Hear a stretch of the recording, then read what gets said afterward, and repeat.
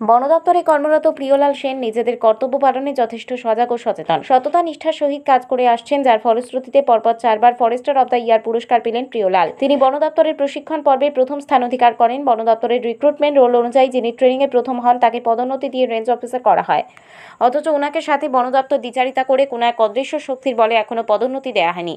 তিনি পদোন্নতি থেকে বঞ্চিত থেকেও নিজ দায়িত্বে অবিচল নিষ্ঠার সহিত কাজ করে পরপর চতুর্থবার ফরেস্টার অব দ্য ইয়ার খেতাব জয় করেন। একটানা 4বার ফরেস্টার অব দ্য ইয়ার পুরস্কার জিতে বিলোনিয়া তথা রাজ্যের নাম উজ্জ্বল করলেন।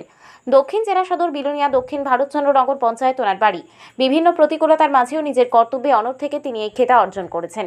এখন দেখার বিষয়, বন দপ্তর তথ্য দপ্তরের মন্ত্রী রিক্রুটমেন্ট রুলকে মান্যতা দিয়ে এই ধরনের একজন নিষ্ঠাবান কর্মীকে পদোন্নতির সুযোগ থেকে বঞ্চিত না করে নিষ্ঠা ও সততার ফলস্বরূপ পরপর 4 বছর ফরেস্টার অব দ্য ইয়ার পুরস্কৃত বিজয়ী প্রিয়লাল সেনকে পদোন্নতি দেন কিনা এখন তাই দেখার।